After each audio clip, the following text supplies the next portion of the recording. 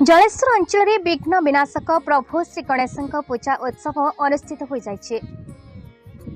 भाद्रपद शुक्ल पक्ष चतुर्थी तिथि पालन कराए अग्रपूज्य प्रभु श्री गणेश पूजा। ओडिशार पुरपल्ली रे एही पूजा परंपरा और विधि विधान अनुसार पालित होता है। विशेषकर शिक्षा अनुष्ठान मानक गणेश चतुर्थी महाआडंबर सहकारे पालन कराए।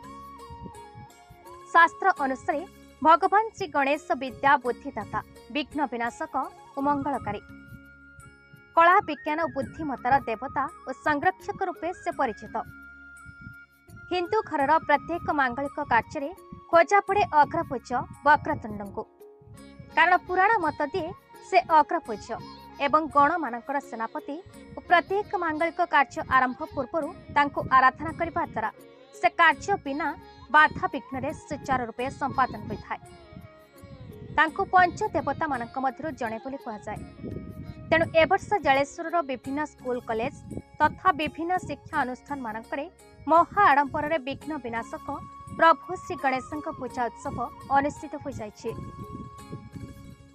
अनेक स्कूल मानकरे गणेश चतुर्थी दिन छोट छोट पिलामानकर खड़ी धरिबा आरंभ होइतिबा देखिबा मिलिथा। Jaleswar Manoj Kumar Bhuyan report, B E news Odisha.